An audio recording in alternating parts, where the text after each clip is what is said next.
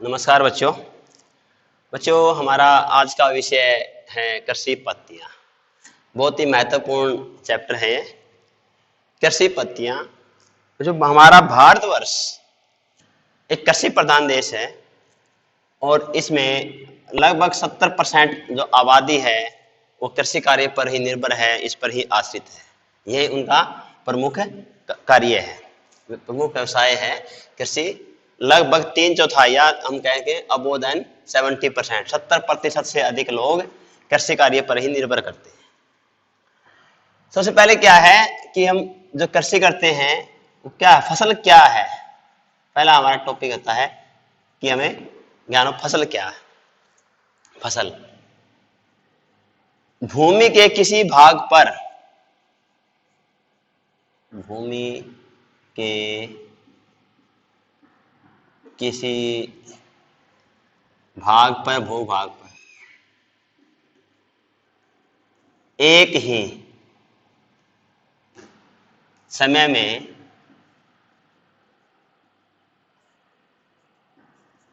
एक ही प्रकार के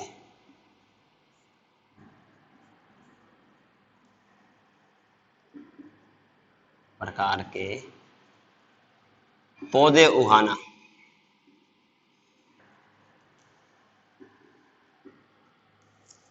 फसल कहलाता है, कृषि कहलाता है। फसल कहलाता है। जो फसलें हैं हमारे भारतवर्ष में वो मौसम पर निर्भर करती हैं, मानसून पर निर्भर करती हैं। इनको सीजनल बोलते हैं हम। जो मौसम के अनुसार फसलें उगाई जाती हैं। फसलें दो प्रकार की होती हैं। फसलें ऋतुओं के आधार पर या मानसून या मौसम के आधार पर और दो प्रकार की होती है।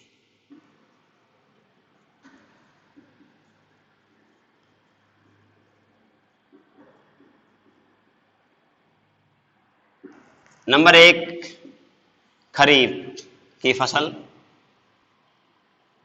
और नंबर 2 है रबी। दो प्रकार की हैं, एक है खरीफ, एक है रबी। दोनों की पहचान खरीफ की फसल।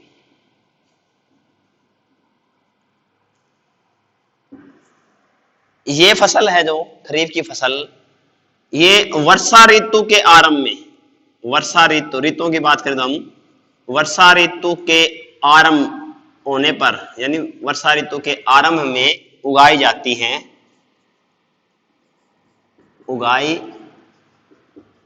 हैं तथा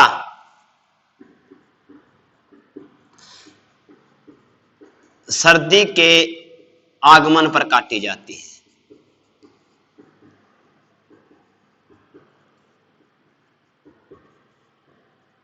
अगर हम इसकी मौसम की बात करें तो वर्षा ऋतु का जो मौसम होता है उस समय ये उगाई जाती हैं। जब वर्षा शुरू होती है, मानसून शुरू होती है और सर्दियां आरंभ होती हैं, उसमें काटा जाता है। अर्थात ये अप्रैल से जून तक, अगर हम टाइम की बात करें अप्रैल से जून का टाइम है, इस दौरान फसलों को उगाया जाता है। और अक्टूबर नवंबर में इनको काटा जाता है। ये समय है इन फसलों की कटाई का और ये इनके उगाने का। कौन कौन सी फसलें हैं जो हम इस मौसम में या इस टाइम में उगाते हैं? उसमें है मुख्य रूप से कपास, गन्ना, धान जिसको चावल बोलते हैं, ज्वार, बाजरा, ग्वार, तिलहन, मूंग, अरहर। ये फसलें हैं जो कि अप्रैल मई के महीने से या जून इस मौसम में इनको उगाते हैं और जब सर्दियां शुरू होती हैं उस समय इनको अक्टूबर नवंबर के समय में काटा जाता है। ये फसलें खरीफ की फसलें हैं और ये फसलें लंबी होती हैं। ये लंबी फसलें हैं सारी, जैसे चाहे वो ज्वार है, बाजरा है, गन्ना है, कपास है। दूसरी है रबी की फसल।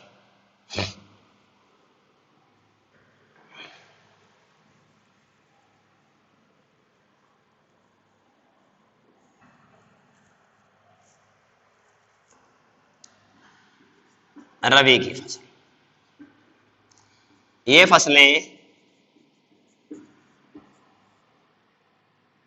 ये फसलें सर्दी के आरंभ में उगाई जाती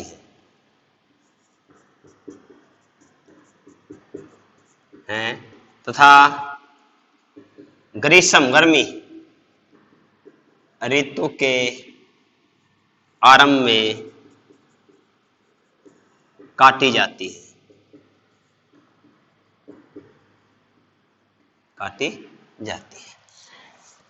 सर्दी का आरंभ वही अक्टूबर नवंबर ऐसे में होता है, यानी इनको अक्टूबर नवंबर के महीने में बोया जाता है। अक्टूबर नवंबर के महीने में बोया जाता है। और ग्रीष्म ऋतु के आरंभ होगा जब, यानी मार्च अप्रैल का महीना आएगा, जब इनको काटा जाएगा। मार्च अप्रैल में इनको काटा जाता है। इनमें गेहूं, जौ, चना, सरसों, जई, बरसीम, ये फसलें हैं, मुख्य हैं, जो कि रबी की फसल कहलाती हैं, जो सर्दी के आरंभ में बोई जाती है और गर्मी का मौसम जब शुरू होता है उसमें काटा जाता है। बच्चों, एक विशेष बात ध्यान देने के योग्य है कि हमने फसलों को दो भागों में बांट दिया। कुछ फसलें खरीफ में चली गई, कुछ रबी में। क्या कभी आपने सोचा है कि कोई फसल जो खरीफ की फसल है उसको हम रबी के फसल के टाइम में उगा सकते हैं, या कोई फसल जो हम रबी के टाइम में उगाते हैं, जो सर्दी शुरू होती है, क्या उसको हम खरीफ की फसल में अंदर काउंट कर सकते हैं, उगा सकते हैं? नहीं। इसमें क्या है, हम खरीफ में वही फसलें उगाते हैं जिनको उच्च तापमान की जरूरत होती है। इनको ये उच्च तापमान की जरूरत हो, अधिक वर्षा की जरूरत हो, जो उच्च तापमान और अधिक वर्षा दोनों को सहन कर सकती है, वही फसल खरीफ में उगाई जाएंगी। अगर हम खरीफ में गेहूं उगाएं तो नहीं होगी, क्योंकि गेहूं को ठंड चाहिए, सर्दी का मौसम चाहिए। तो अगर हम गेहूं को खरीफ में उगाएं तो उसका उत्पादन नहीं हो सकता। उसी प्रकार यदि हम कपास है, जो खरीफ की फसल है, उसको अगर सर्दी में उगाएं तो नहीं होगी, क्योंकि कपास को अधिक मौसम की, अधिक उच्च तापमान की जरूरत होती है और अधिक वर्षा की जरूरत होती है, और ये कम तापमान में नहीं उपज देगी। इसलिए इन फसलों को दो इन भागों में बांटा गया है, सीजन के अनुसार से, कि कौन से सीजन में कौन सी फसल उगाई जा सकती है।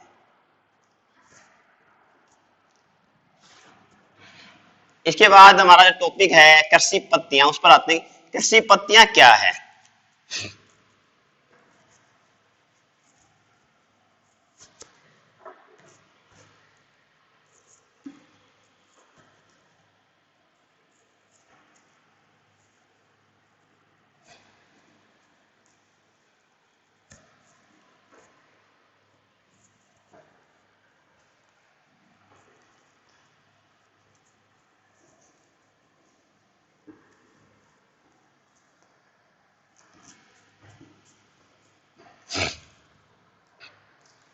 कृषि पत्तियां क्या है? भी कोई भी फसल है, उसका उत्पादन करने के लिए, उसकी पैदावार प्राप्त करने के लिए हम जो क्रियाकलाप करते हैं, जो जो कार्य हम करते हैं, उन सभी कार्यों को चरणबद्ध तरीके से करना कृषि पत्तियां कहलाता है। तो कृषि पत्तियां क्या है?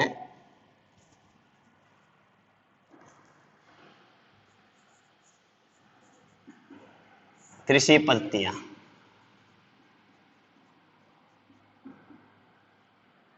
किसी फसल के किसी फसल के किसी फसल के उत्पादन के लिए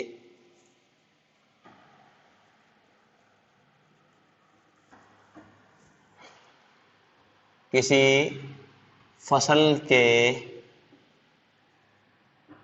उत्पादन के लिए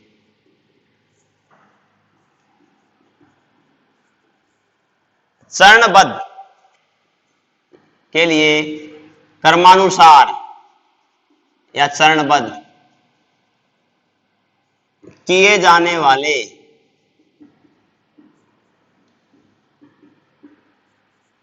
क्रियाकलापों को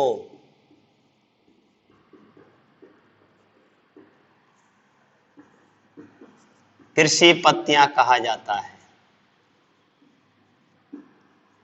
कृषि पत्तियां कहा जाता है। यानी कोई भी फसल आपने उगानी है, उसका उत्पादन करना है, तो उसके लिए आप क्या क्या क्रिया करेंगे कि उसकी मिट्टी की तैयारी करके उसमें बीज बोने से लेके फसल काटने तक, उसका अनाज है उसको रखने तक सारे जो प्रोसेस किए जाएंगे, बीच बीच में जो कार्य होंगे लगातार क्रमबद्ध, उन सारे कार्यकलापों को हम कृषि पत्तियां कहते हैं। कौन कौन सी कृषि पत्तियां हैं? कृषि पत्तियां कौन कौन सी हैं? कृषि पद्धतियां कौन कौन सी हैं? जो फसल का उत्पादन करने के लिए जो हम क्रियाकलाप करेंगे वो 8 होते हैं, उनको 8 भागों में बांटा गया है। सबसे पहला है मिट्टी की तैयारी। मिट्टी की तैयारी। उसके बाद दूसरा है बिजाई, बीज बोना। दूसरा हमारा प्रोसेस है बिजाई। नंबर 3, तीसरा कार्य होगा इसके बाद सिंचाई, फसलों को पानी देना। चौथा काम होगा खाद देना, फसलों में खाद दिया जाएगा। पांचवा कार्य है खरपतवार हटाना।